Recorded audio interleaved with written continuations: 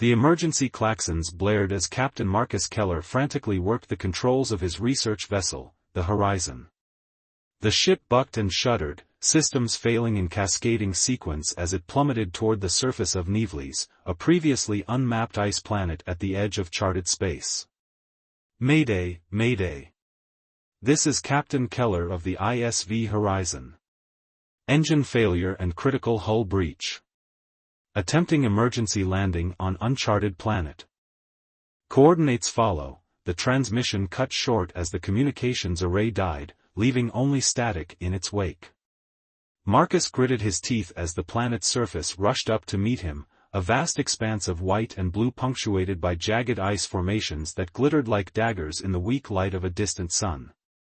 His knuckles whitened on the manual controls as he fought for every meter of altitude, trying to level out enough to survive impact. Come on, he muttered, eyes darting between rapidly failing systems. The life support flickered ominously, cabin temperature already plummeting as the external atmosphere began seeping in through microfractures in the hull. The impact, when it came, was both better and worse than he'd anticipated. The Horizon skidded across the ice, metal screaming against frozen surface, before coming to rest against a towering cliff of blue-white ice. The sudden silence was almost as shocking as the crash itself. Marcus hung suspended in his harness, blood trickling from a gash on his forehead. His breath formed clouds in the rapidly cooling cabin. Systems dead. Backup power minimal. Survival odds, decreasing by the minute. With trembling fingers, he released his harness and dropped painfully to what had once been the ceiling of the cockpit. Pain lanced through his left leg, not broken, he thought, but badly bruised. He'd gotten lucky there, at least.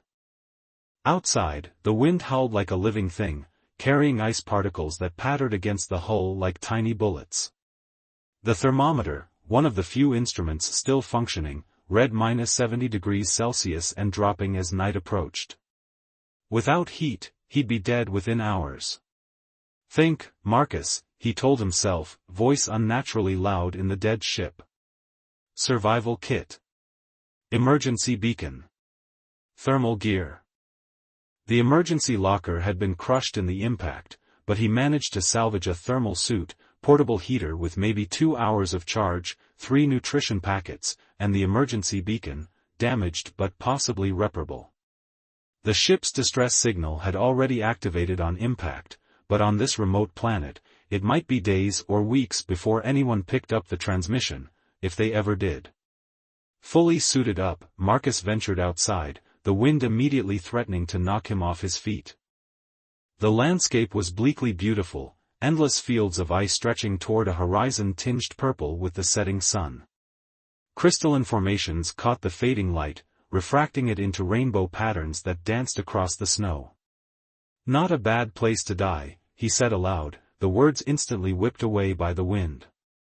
The portable scanner indicated no immediately habitable locations nearby. No caves, no geothermal areas, nothing but ice and more ice in all directions. The ship's remaining hull integrity would fail completely within hours as the metal contracted in the extreme cold. Night fell with terrifying swiftness, bringing with it a drop in temperature that even his thermal suit struggled to compensate for. Stars appeared, unfamiliar constellations wheeling overhead, beautiful and indifferent to his plight. Marcus huddled in the remains of the cockpit, the portable heater providing a bubble of warmth that grew smaller by the minute. He'd survived 3 war zones, a mining colony rebellion, and the Europa incident. To die here, alone on an unnamed planet, seemed an ignoble end to 30 years of exploration. As the heater's power cell dropped to critical levels, Marcus found his thoughts drifting.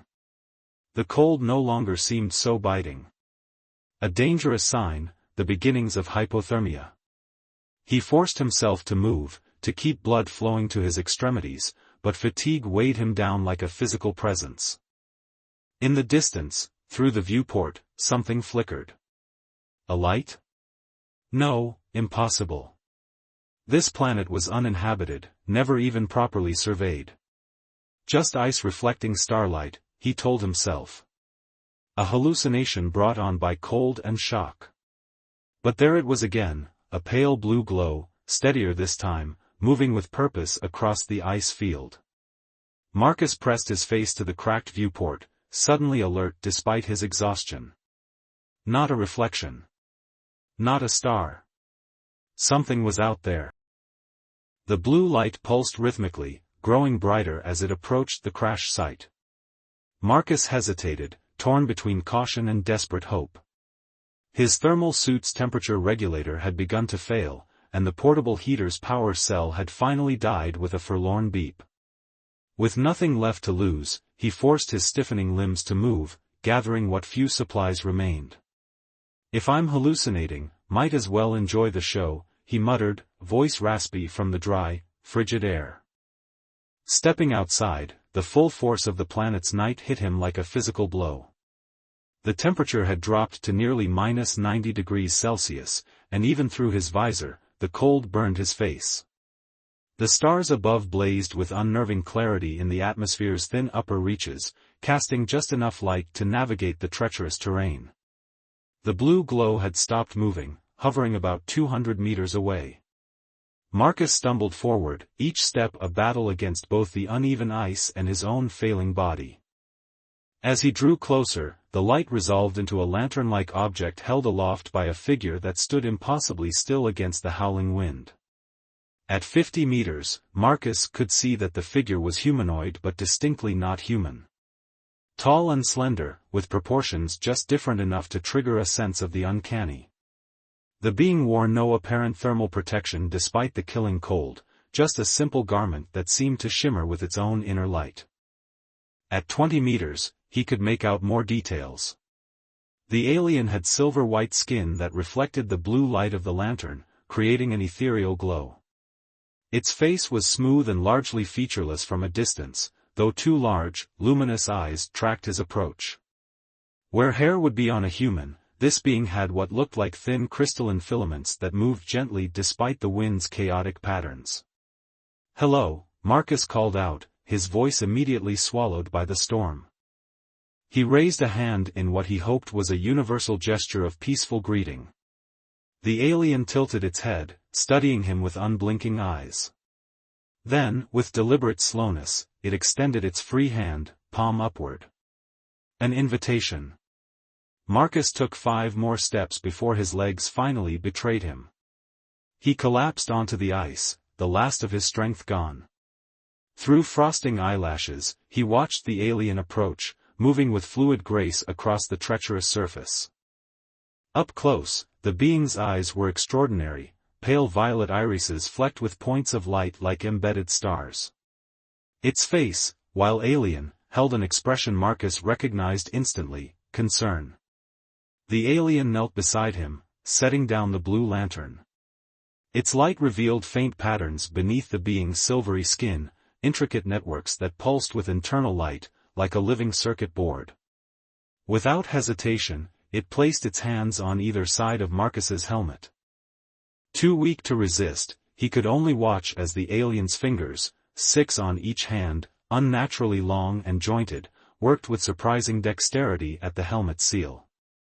Warning alarms blared inside his suit as the atmosphere integrity was compromised. "Wait," he gasped. "I can't breathe." The helmet came free, and Marcus braced himself for the killing cold to claim him. Instead, he found himself inhaling air that was cold but surprisingly breathable. The alien had created some kind of microclimate around them, a bubble of survivable atmosphere. "How?" he began, but the alien pressed one 6-fingered hand gently against his lips, silencing him.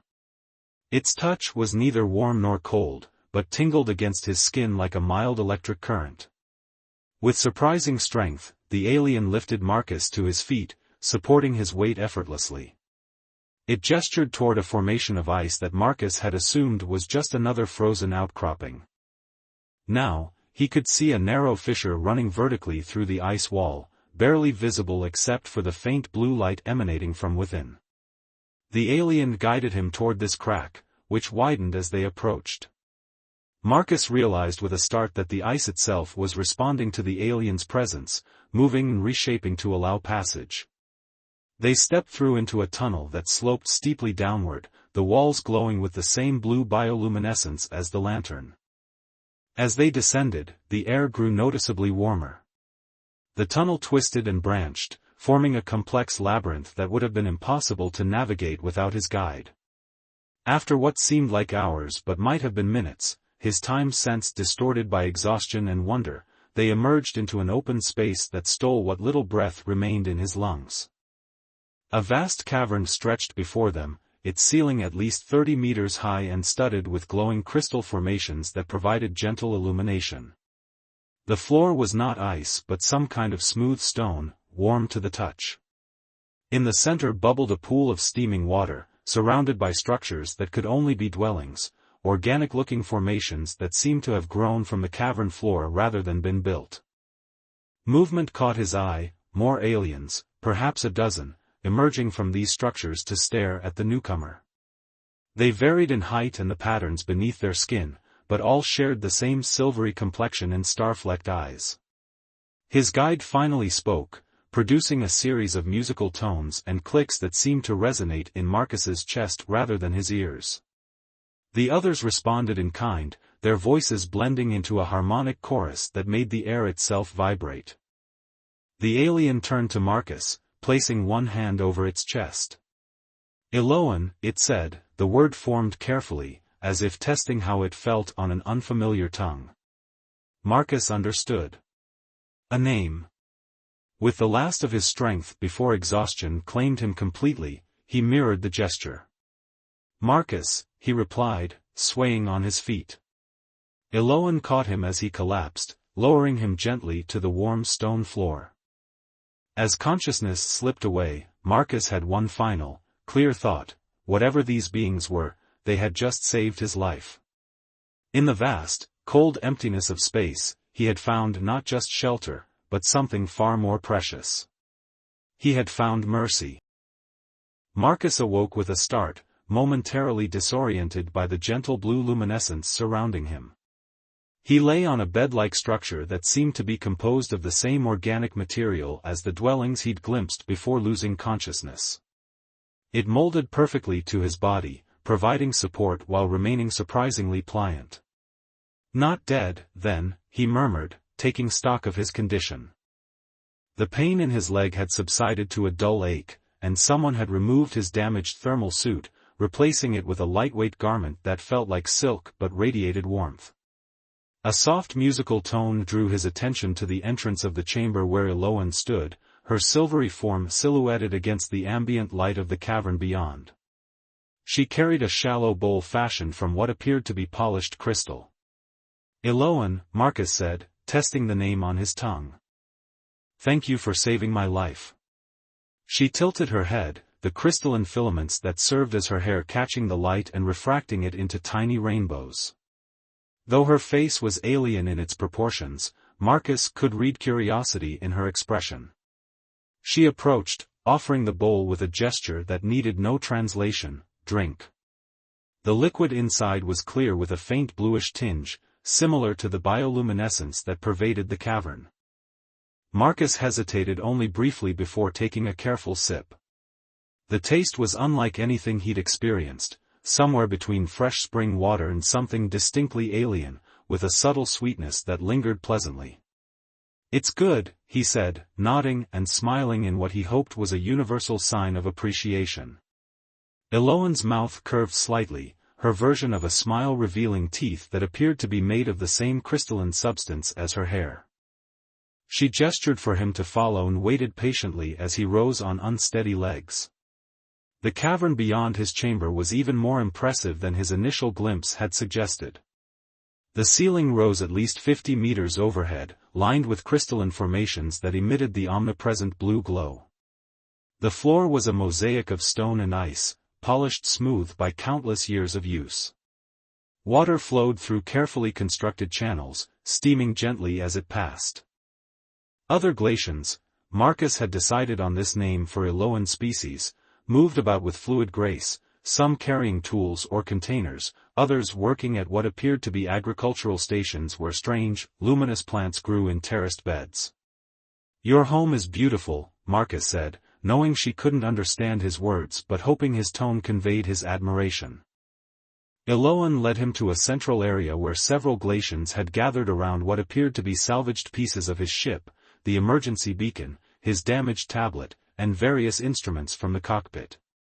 They handled these objects with cautious fascination, their six-fingered hands moving with incredible precision. An older-looking Galatian with more intricate patterns beneath his skin approached them. Where Eloan's subsurface pathways pulsed with blue-white light, this individual's glowed with amber and gold. He studied Marcus intently before producing a series of melodic tones directed at Eloan. She responded with her own musical language, occasionally gesturing toward Marcus or the salvaged technology. The conversation continued for several minutes, with other Galatians occasionally contributing their own harmonic notes. Marcus stood awkwardly, acutely aware of being the focus of their discussion without understanding a word. Finally, the elder Galatian approached and placed his hands on either side of Marcus's head, just as Eloan had done during their first encounter. Instead of removing a helmet this time, the touch produced an unusual sensation, a gentle buzzing that seemed to resonate inside Marcus's skull. Images flashed through his mind, the crash, the frozen surface, the journey underground. But these weren't his memories, they were from Eloan's perspective, showing his alien appearance through her eyes. When the elder removed his hands, Marcus gasped at the intensity of the experience. Was that telepathy? The elder pointed to his own head, then to Marcus's, then made a flowing gesture between them. Communication. Understanding. Over the next several days, this rudimentary form of communication evolved rapidly. Marcus learned that the Galatians possessed limited telepathic abilities, not mind-reading, but a form of memory sharing and emotional projection. Through repeated sessions with both Eloan and the Elder, whose name translated roughly to Thorian, Marcus began to piece together an understanding of their society. The Galatians had evolved on Niveles over millions of years, adapting to its harsh conditions by developing internal regulatory systems that allowed them to withstand extreme temperatures. Their civilization existed entirely beneath the ice, centered around geothermal vents that provided heat and energy. The bioluminescence that pervaded their world was a symbiotic relationship with microorganisms they had cultivated over centuries. In return, Marcus shared images of Earth and human civilization through the memory-sharing process, though the concept of multiple habitable planets seemed to overwhelm his hosts initially. Eloan, however, showed insatiable curiosity, spending hours examining his salvaged technology and attempting to repair the damaged systems. Marcus found himself adapting to their world with surprising ease. The food, primarily cultivated fungi and plants that grew around the thermal vents, was bland but nourishing. The constant blue light eventually ceased to feel strange, and he even began to distinguish individual Galatians by the unique patterns beneath their skin. Most importantly, he worked alongside Eloan to repair the emergency beacon. Though technological advancement among the Galatians had followed a biological rather than mechanical path, Eloan's intuitive understanding of energy systems proved invaluable. Using crystalline formations that naturally conducted electricity, they managed to augment the beacon's power supply. If this works, Marcus explained through their developing sign language, my people might find us. They could come here. Eloan's response came as a series of images shared through touch, other ships arriving, more humans meeting the Galatians, an exchange of knowledge and culture. The hope in these projected visions was palpable. One evening, as they sat beside one of the thermal pools, Eloan placed her hand over Marcus's. The connection formed instantly, but instead of sharing information, she simply projected an emotion, belonging. After 3 weeks in this underground world, Marcus realized with a start that he no longer felt like a stranger here. He returned the gesture, placing his 5-fingered hand over her 6-fingered one, and focused on projecting gratitude. Eloan's star-flecked eyes widened slightly, then crinkled at the corners in her version of a smile. Above them, unknown to both, the repaired beacon had begun transmitting its signal into the cold vacuum of space, carrying with it the coordinates of a world that was no longer quite so desolate or hopeless. The first tremor struck without warning. Marcus was working with Eloan on cataloging native flora when the ground beneath them shuddered violently. Crystal formations chimed discordantly as they vibrated against one another, and dust drifted down from the cavern's ceiling. "What was that?" Marcus asked, instinctively reaching for Eloan's arm. She didn't respond immediately, her head tilted as if listening to something beyond human perception. The patterns beneath her silvery skin pulsed rapidly, changing from their usual cool blue to an agitated purple. Around them, other glacians had gone similarly still, their internal lights flickering in synchronized patterns. Finally, Eloan turned to him, placing her six-fingered hand against his temple. The image she shared was alarming, a massive crack forming in the ice shelf above their sanctuary, spreading like a jagged lightning bolt through the frozen ceiling that had protected them for millennia. A second tremor, stronger than the first, sent them staggering. This time, a sharp cracking sound echoed through the cavern, followed by a chorus of melodic cries from the glacians. A thin fissure had appeared in the ceiling, allowing a needle-thin beam of exterior light to pierce the blue glow of their underground world. Thorian appeared beside them, his amber subsurface pathways pulsing urgently. He communicated rapidly with Eloan, their musical language rising and falling in what Marcus had come to recognize as tones of distress. Through fragments of shared images, Marcus understood the gravity of the situation. The planet's crust was shifting, causing instability in the ice shelf. If the crack widened, their thermal sanctuary would be exposed to the killing cold of the surface. "We need to seal it," Marcus said, pointing upward. "Before it gets worse." Thorian shook his head, projecting an image that made Marcus's stomach clench. The crack was symptomatic of a larger problem. The thermal vent that provided heat and energy for their community was becoming unstable. Pressure was building beneath them, and the resulting seismic activity threatened to destroy their entire habitat. "A volcanic event," Marcus translated aloud. "We need to release the pressure somehow." The next hour passed in frantic activity. Glacians moved with coordinated precision, gathering belongings and heading toward tunnels that Marcus had never explored. Eloan explained through shared images that they were evacuating to secondary caverns farther from the main thermal vent. But Thorian and a group of elders remained behind, gathering around the central pool where the thermal waters bubbled more vigorously than usual. Through their rudimentary communication, Marcus understood they were attempting to stabilize the vent through some form of biological interaction, using their body's natural conductivity to redirect energy. "It won't be enough," Marcus said to Eloan as another tremor shook loose a shower of ice crystals from above. "The pressure needs a release point." He frowned, an idea forming. "My ship. The impact crater. If we could channel the pressure toward that existing weakness in the surface." Eloan's eyes widened as she grasped his meaning. She conferred rapidly with Thorian, who initially shook his head vehemently. The resulting debate was impossible for Marcus to follow, but he caught emotions and fragments of images, fear, skepticism, but also desperate hope. Finally, Thorian approached Marcus directly.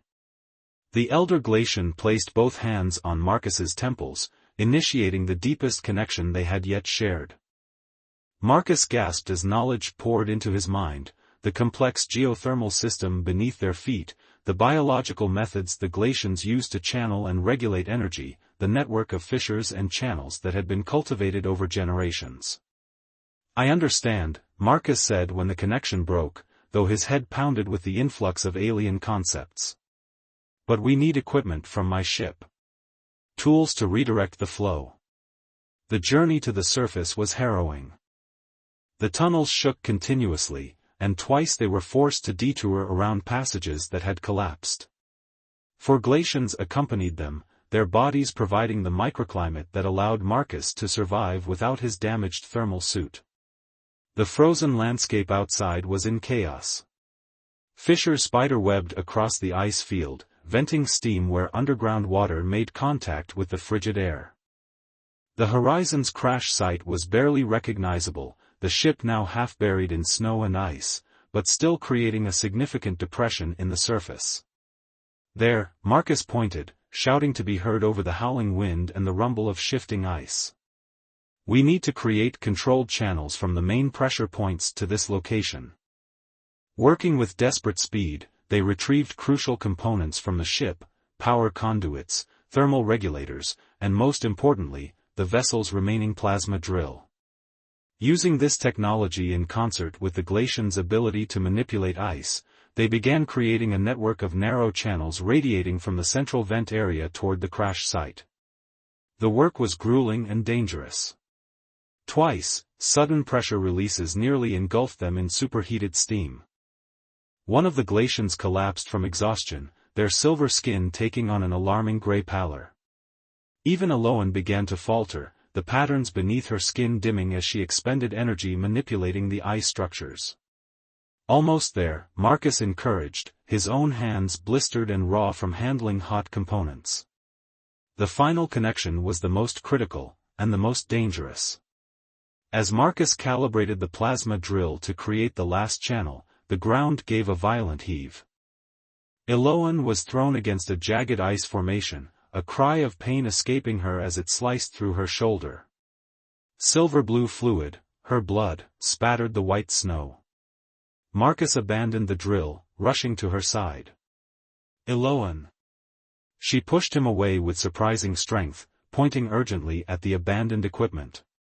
The message was clear: complete the task. Torn between concern and duty, Marcus returned to the drill. With shaking hands, he made the final adjustments and activated the device. A concentrated beam of energy shot forth, melting through the remaining barrier of ice and rock. For a terrible moment, nothing happened. Then, with a sound like the planet itself groaning in relief, steam began venting through the newly created channel, followed by a controlled flow of thermal fluid. The pressure gauge on Marcus's salvaged equipment began dropping steadily.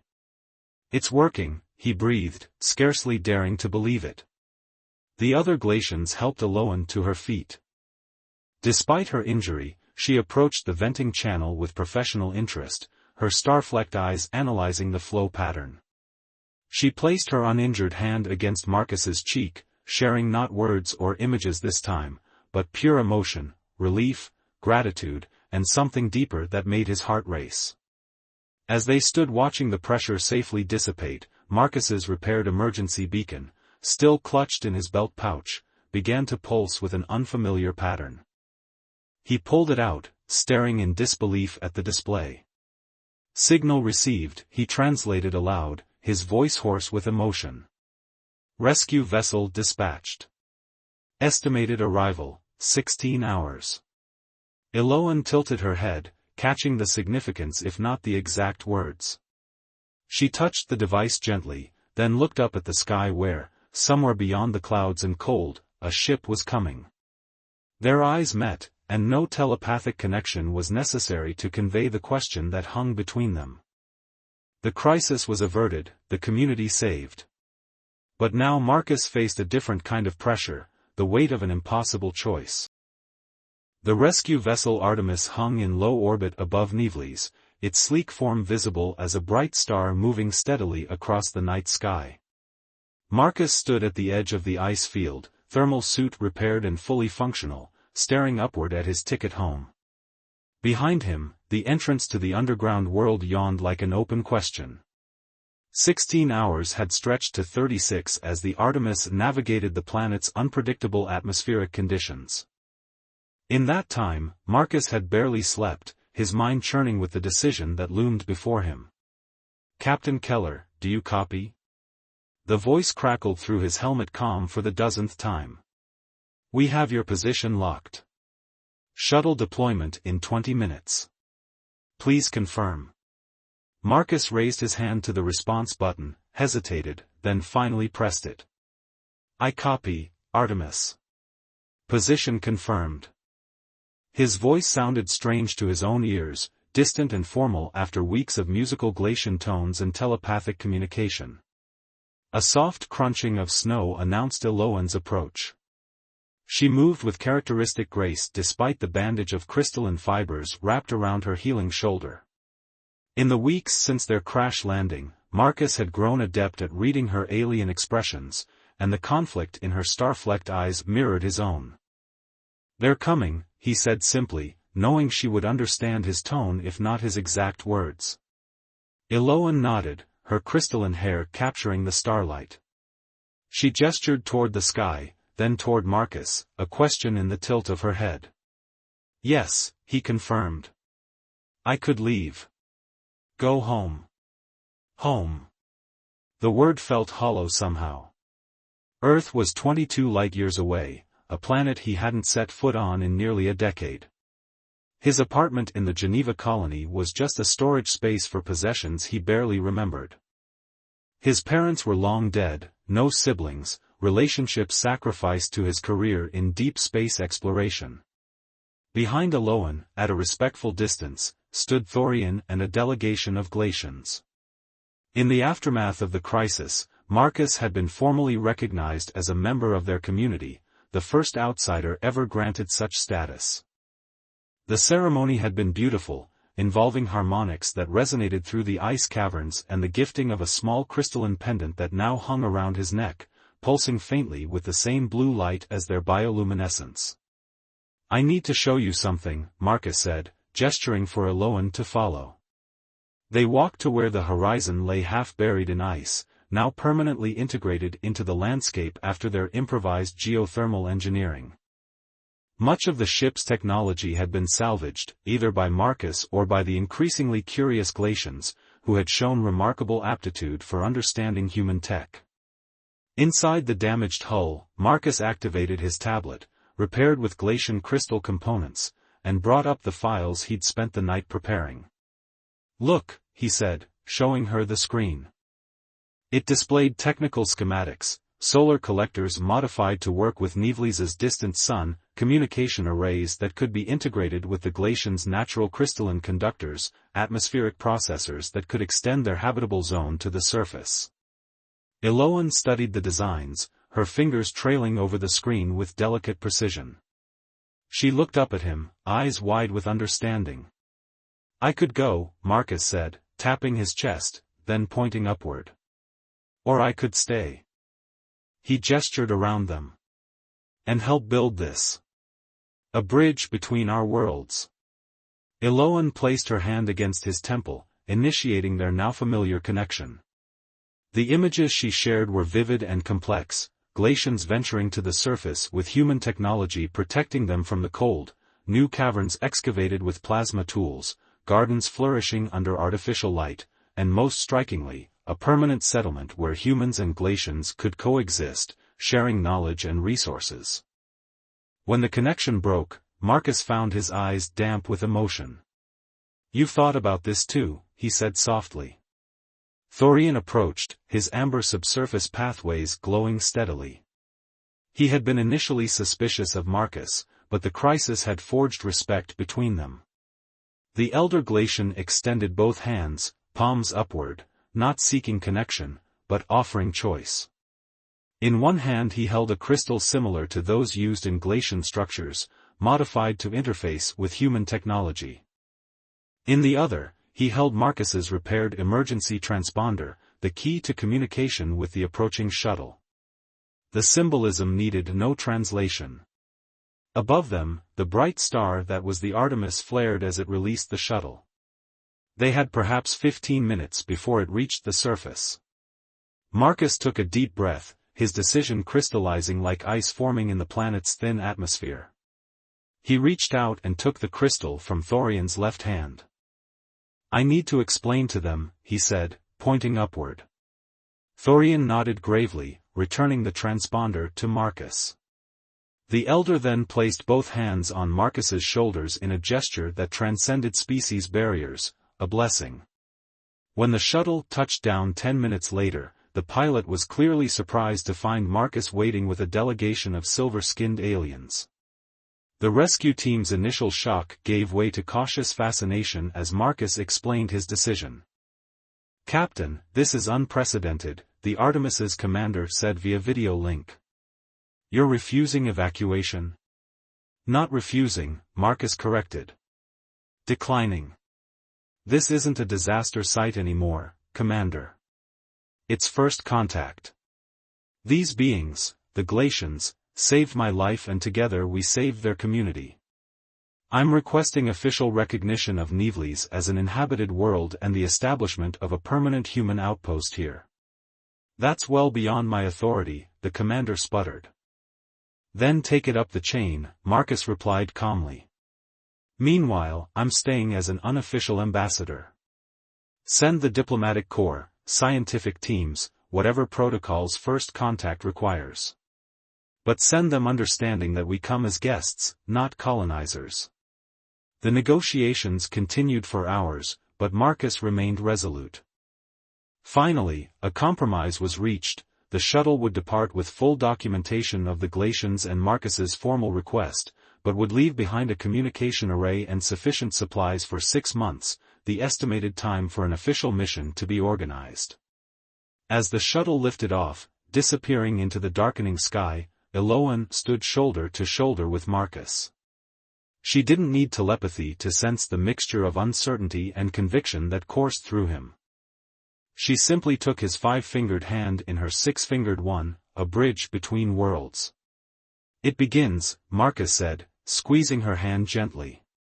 That night, in the council chamber deep beneath the ice, Marcus addressed the gathered Galactians. With Eloan translating through shared images, he outlined his vision for their future, a gradual, respectful integration of technologies that would allow both species to thrive without compromising either culture. "I chose to stay," he concluded, "not because I had nowhere to go, but because I believe what we can build together is worth more than anything I left behind." Thorian rose, his ancient form commanding immediate attention. He approached Marcus slowly, the amber patterns beneath his skin shifting to a deep, royal purple, a color Marcus had never seen in their bioluminescence before. The elder touched the crystalline pendant at Marcus's neck, then touched his own identical pendant, establishing a connection that resonated throughout the chamber.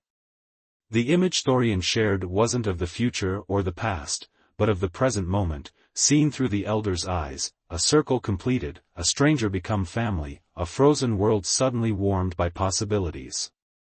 As the connection faded, Thorian spoke aloud for the first time in Marcus's presence. His voice was deep and melodious, the words unintelligible but the meaning unmistakable in their universal resonance. "Welcome home." Outside, the icy surface of Nivelles continued its eternal winter. But beneath the frozen exterior, something unprecedented was taking root, a communion of species, a shared future arising from the most unlikely of encounters. In choosing to remain on this desolate world, Marcus Keller hadn't sentenced himself to isolation, but had instead discovered the most profound connection of his life. The ice would eventually thaw, not from an environmental change, but from the warmth of understanding bridging the vast gulf between two different forms of life. And in that thawing lay the promise of transformation, for Nivelles, for the Galactians, for humanity, and for a man who had found belonging in the last place he would ever have expected to look.